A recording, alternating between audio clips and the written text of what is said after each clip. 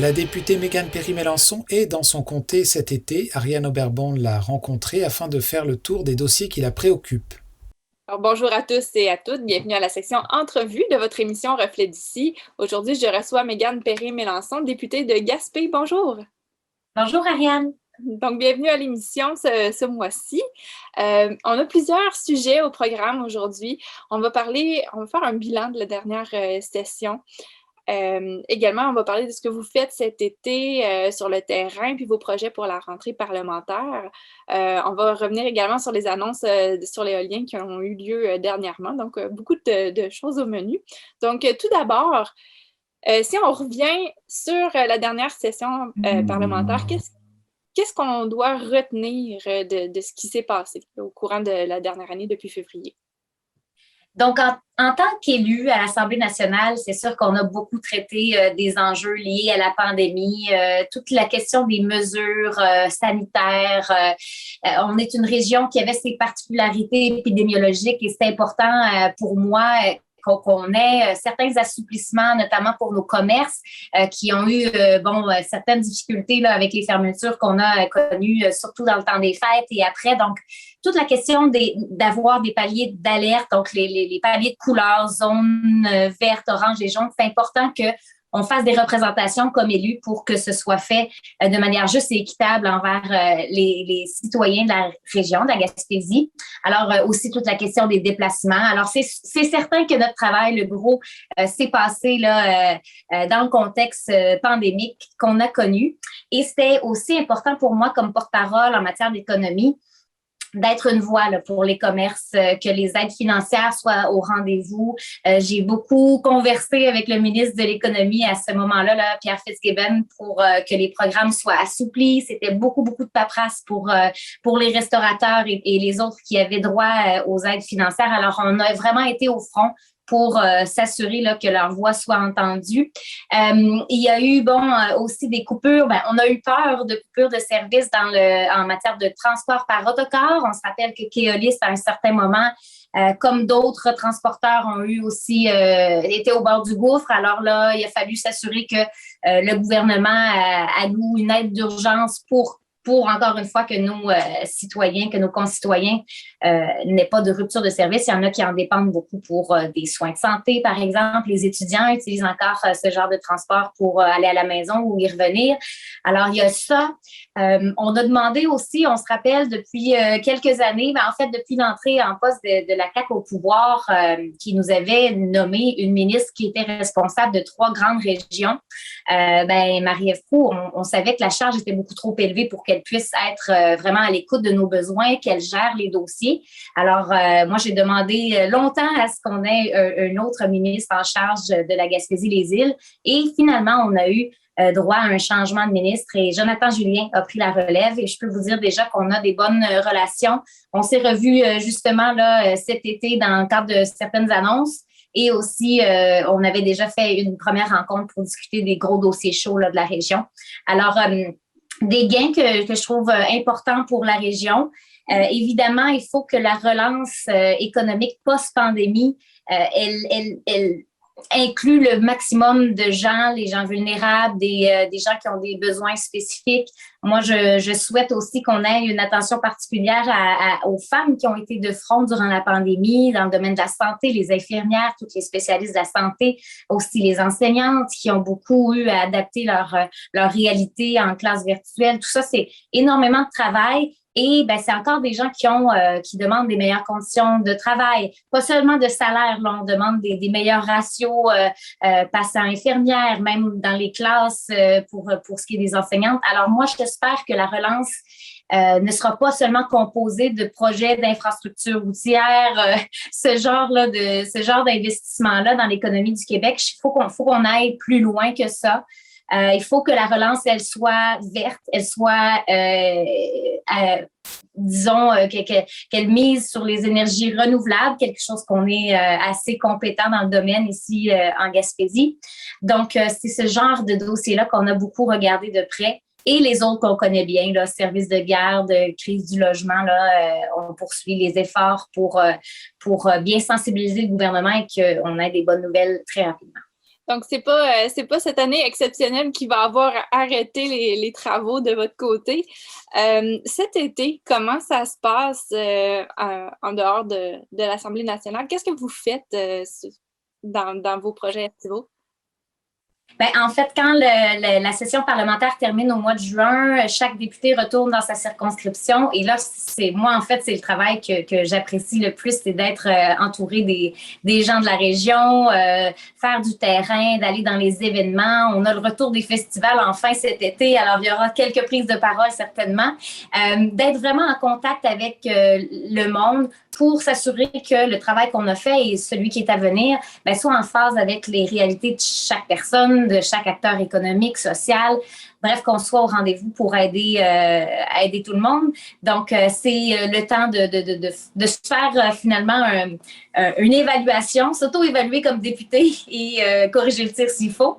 Et j'arrive justement de la Haute-Gaspésie hier, une grosse tournée. On a rencontré beaucoup de monde et je réalise que partout dans le comté, présentement, il y a encore des projets et des commerces qui ouvrent leurs portes. Donc, c'est bon signe. Ça veut dire que le développement économique, malgré la pandémie, continue de s'améliorer d'année en année en Gaspésie. On sent tout l'engouement qu'il y a aussi pour la région. Alors, il y a un momentum, puis je suis contente de pouvoir m'inscrire, de pouvoir donner un coup de main à ces projets-là qui puissent se réaliser, d'être un peu la courroie de transmission aussi avec le gouvernement quand c'est le temps.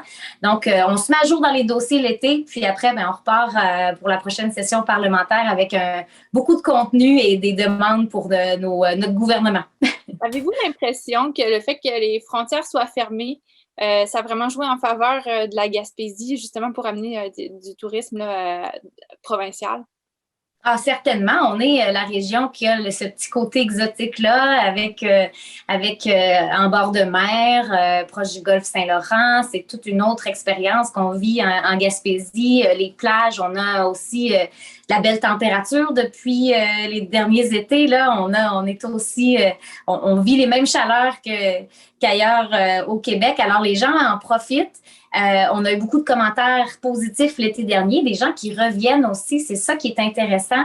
Donc, je pense qu'on a conquis le cœur de bien des Québécois et qu'on pourra s'attendre à recevoir de la visite de nos voisins d'autres régions là, plus souvent. Tu sais, les gens disent souvent, on a fait le tour de la Gaspésie, mon Dieu, j'avais 7 ans, là, j'y retourne. Donc, 15, 20 ans plus tard, je trouve ça intéressant et j'espère que ça ne prendra pas un autre 10 ans pour que ces gens-là reviennent chez nous. Donc, on aime ça avoir de la visite. On est du monde qui est très chaleureux. Ça fait notre réputation déjà, les Gaspésiens. Alors, c'est intéressant surtout de voir que le monde s'est planifié plus tôt, je crois, cette année. On a une saison qui est étirée dans le temps. C'est ce qu'on a cherché à faire longtemps, là, d'avoir une saison touristique qui est mieux étendue, mieux étalée dans l'été pour que les établissements hôteliers puissent en profiter tout l'été. Alors, je pense que ça, c'est réussi cette année. J'ai hâte de voir là, si on va garder le contrôle de nos plages, qu'il n'y ait pas trop de campeurs.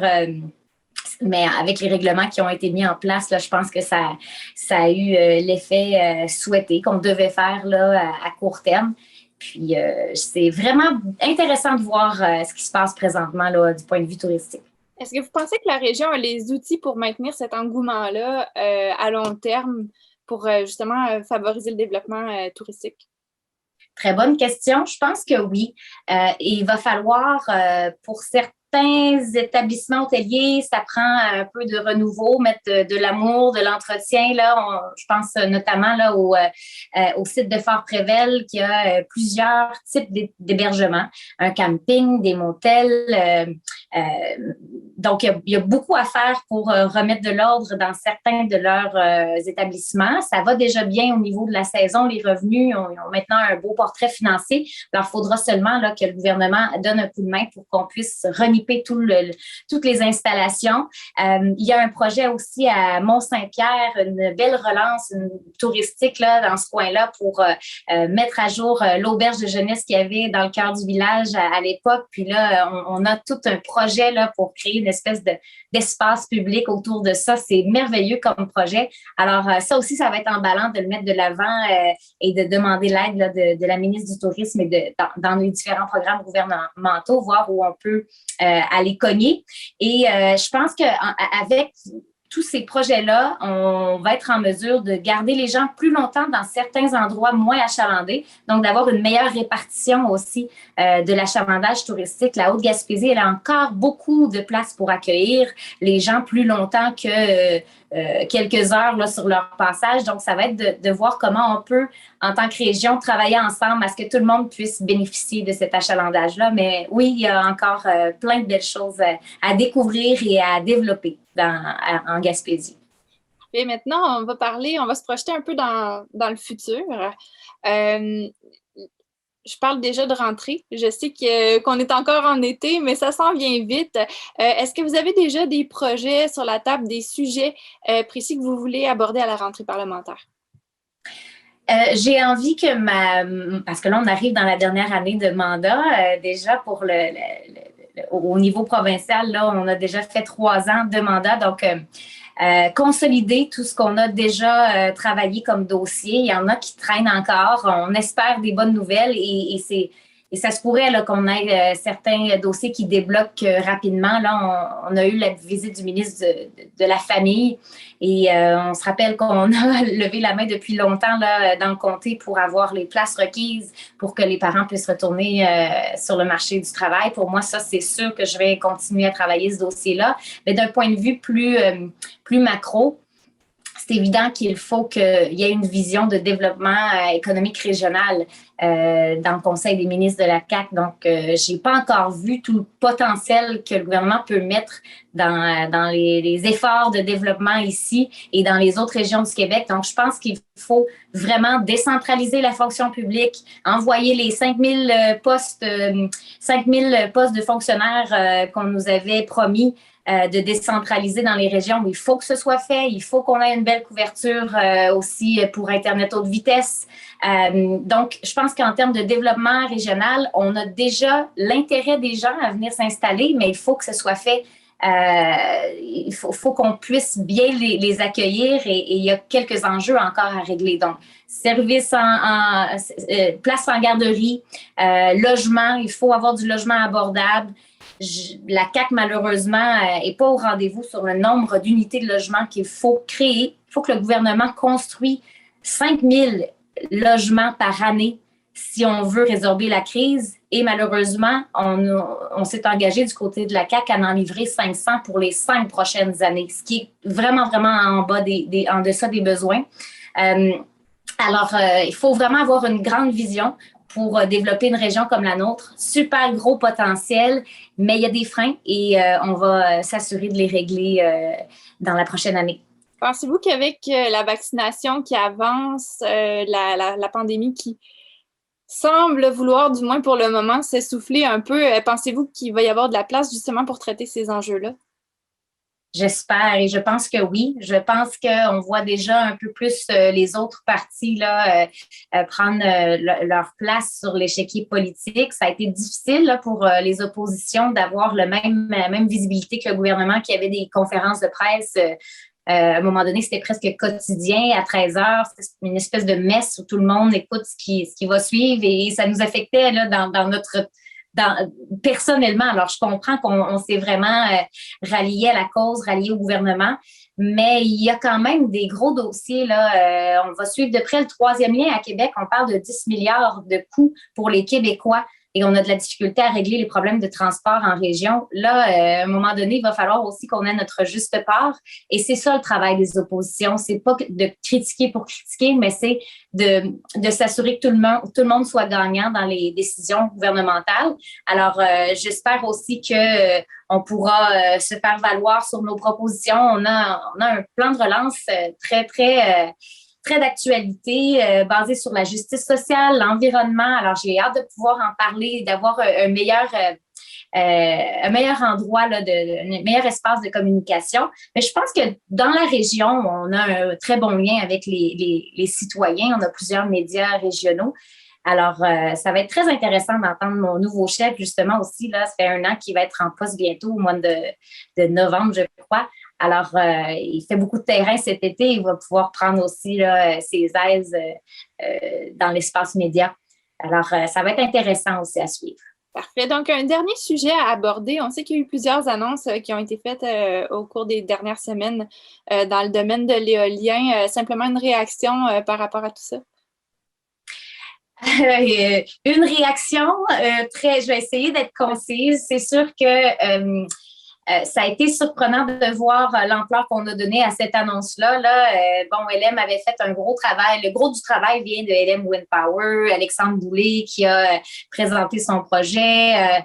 Qui a tout mis ça en forme. On a eu le premier ministre du Canada qui est venu annoncer la part de financement du fédéral. Il y avait également Québec qui était représenté par le ministre responsable de la région. C'est une grosse annonce. Qui vient avec beaucoup de développement. Justement, on parle de développement économique régional, ça en fait partie. Donc, c'est vraiment une fierté, je pense, pour toute la région de voir qu'on est capable de livrer ce genre de projet-là, de produits-là, de faire des grosses affaires ici en Gaspésie. Moi, en plus, ça me plaît parce qu'on parle ici d'énergie renouvelable, de relance verte. C'est vraiment ça s'inscrit vraiment dans la vision que j'ai de l'économie du Québec. Et je vois ça d'un bon œil et je trouve que la CAQ s'est réveillée tard là, parce que longtemps, on a eu le discours chez la CAQ que c'était trop cher l'éolien, trop cher, alors qu'on a essayé de faire comprendre que le calcul doit se faire autrement que quand on bâtit la Romaine ou quand on fait des projets d'hydroélectricité. Donc, il a fallu parler longtemps à la CAQ et là, ils profitent de l'occasion. Il y a une conscience sociale aussi environnementale qui est de plus en plus présente. Tant mieux si la CAQ est enfin intéressée à l'éolien. Nous, ça fait depuis longtemps au Parti québécois. Puis, je me rappelle justement que la filière en Gaspésie s'est développée beaucoup. C'est Bernard Landry qui avait cette vision-là pour la Gaspésie. Alors, c'est une bonne avancée. Et maintenant, il faudra s'assurer que dans les appels d'offres pour les mégawatts qui ont été annoncés par le ministre Jonathan Julien, que le contenu local et les retombées pour les municipalités partenaires soient vraiment pris en considération quand on ira chercher des contrats éoliens. Alors, on va suivre ça de près et on va s'assurer que ce soit la Gaspésie qui soit priorisée aussi là, dans les prochains appels d'offres. Très bien. Donc, Mégane Perry-Melançon, merci beaucoup pour ce vaste tour de l'actualité. Et puis, au mois prochain. Oui, absolument. Merci beaucoup, Ariane. À bientôt.